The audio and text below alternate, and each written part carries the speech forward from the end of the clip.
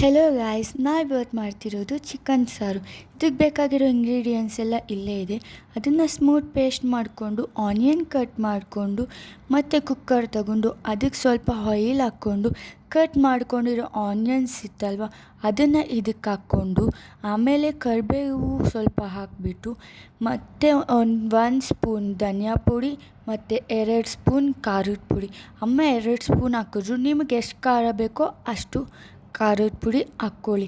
ಓಕೆನಾ? ಅದಾದಮೇಲೆ ಅದು ಪೇಸ್ಟ್ ಮಾಡಿ ಇಟ್ಕೊಂಡಿದ್ರಲ್ಲ ಅದನ್ನು ಇದಕ್ಕೆ ಹಾಕ್ಬಿಟ್ಟು ಚೆನ್ನಾಗಿ ಮಿಕ್ಸ್ ಮಾಡಿಬಿಟ್ಟು ಸ್ವಲ್ಪ ಹೊತ್ತು ಚೆನ್ನಾಗಿ ಕುದಿಯೋಕೆ ಬಿಡಿ.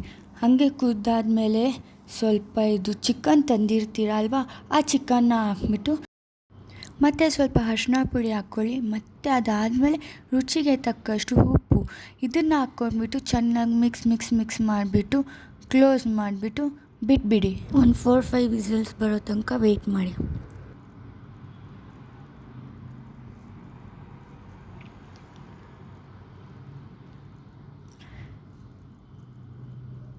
ಬಿಸಿ ಬಿಸಿ ಚಿಕನ್ ಸಾರು ರೆಡಿ.